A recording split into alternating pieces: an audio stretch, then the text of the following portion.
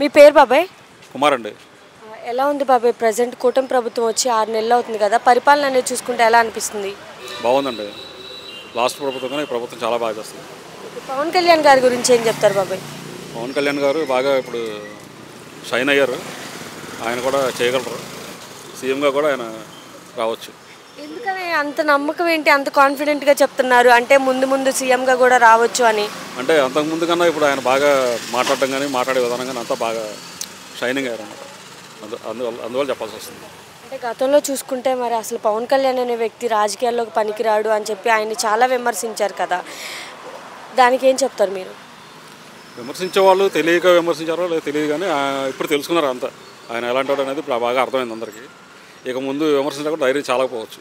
Okay, ఎందుకు ధైర్యం సరిపోదు అంటున్నారు? మరి ఆయన ఒక సినిమా నటుడు, అసలు నమ్మొచ్చు అంటారు ఆయన్ని?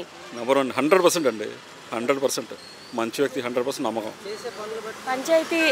పంచాయతీవి కానీ రోడ్లకు సంబంధించి కానీ పవన్ కళ్యాణ్ గారికి అప్పగించారు. మీరు చూసారా? అంటే పవన్ కళ్యాణ్ గారు రోడ్లు వేయించడం కానీ తెలుస్తుందా? ఆల్రెడీ తేడా కనిపిస్తుందండి. వర్క్ కూడా స్టార్ట్ అయింది, చాలా చోట్ల వేశారు. ఒక డ్రైవర్గా నేను తిరుగుతూ ఉంటాను కాబట్టి చూస్తూనే ఉన్నాను, చాలా చోట్ల వర్క్ జరుగుతూ ఉంది. ఓకే, మీరు ఒక డ్రైవర్ అంటున్నారు కదా, మరి మీరు చాలా దగ్గర తిరుగుతూ ఉంటారు. రోడ్లు పరంగా చూసుకుంటే ఎలా ఉంది ప్రజెంట్? చాలా బాగుందండి. అంతకుముందు రోడ్లు కన్నా ఈ రోడ్లు చాలా బాగున్నాయి. అంతకుముందు కన్నా కూడా క్వాలిటీ, ఇప్పుడు వేసే రోడ్లు కూడా ఇంకా క్వాలిటీగా వేస్తున్నారు. అంతకుముందు ఈ ప్రభుత్వం వేసిన క్వాలిటీ కానీ ఇప్పుడు ఇంకా క్వాలిటీగా వేస్తున్నారు. బాగుంది. గత 5 సంవత్సరాల్లో రోడ్ల పరంగా చూసుకుంటే ఎలా ఉండేది? గత 5 సంవత్సరాలు రోడ్లు అంటే చెప్పేదే ఉందండి, చాలా నరకంగా ఉండేది, భయంకరంగా ఉండేది. వెళ్తే వెళ్ళడం ఇంకా రావడం అనేది ఉండేది కాదు. ఇప్పుడు బాగుంది. మరి ఇప్పుడు డిప్యూటీ సీఎం పవన్ కళ్యాణ్ ఆయన ఒక హోదాలో ఉండి కూడా ఎప్పుడో పార్వతీపురంకి మాట ఇచ్చాను అని చెప్పేసి అని అన్నాడు. ఆయన గెలిచిన తర్వాత నేను రోడ్లు వేస్తాను అని చెప్పేసి. ఏ లీడర్స్ కూడా గెలిచిన తర్వాత చెప్పిన మాటలు ఏవి నిలబెట్టుకోరు. కానీ ఒక పవన్ కళ్యాణ్ అక్కడికి వెళ్ళి మళ్ళీ రోడ్లు వేయించి రావడం అనేది ఎలా అనిపించింది? ఇంతవరకు ఆ ఏరియాలో ఎవరు పట్టించుకోలేదండి. కనీసం మాట కూడా ఇవ్వలేదు. ఎవరు వెళ్ళి చూసిన పాపం కూడా పోలేదు. కళ్యాణ్ గారు వెళ్ళారు, మాట్లాడారు, మాట ఇచ్చారు, చేస్తున్నారు. రోడ్లు వేసిన తర్వాత మళ్ళీ ఆయన చెక్ చేస్తున్నాడు, ఏ క్వాలిటీ వేశారు, అసలు ఎలా వేశారు ఏంటి అని. అవునండి, మంచి అది చాలా మంచిదండి. ఇంతవరకు ఎవరు చేయలేదు అలాగా. యాక్చువల్గా ఆఫీసర్స్ వాళ్ళు చూసుకుంటారు ఎవరిని. డైరెక్ట్గా ఒక డిప్యూటీ సీఎం వెళ్ళి చూస్తున్నారంటే చాలా గ్రేట్ అది.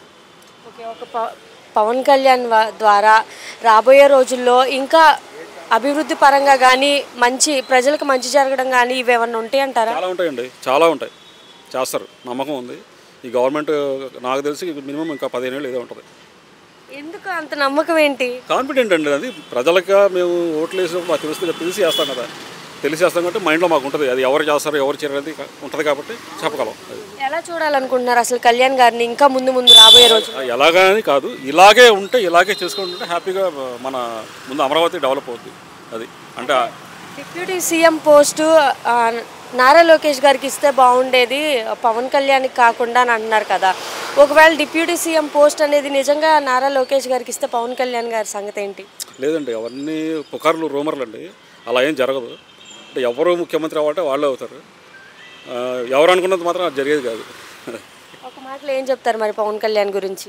పవన్ కళ్యాణ్ గారు అండి, సపరేట్ ఆయన. ఏంటి రూటే సపరేట్ అంతే. అలాగని మన బాబు గారు తక్కువేం కాదు.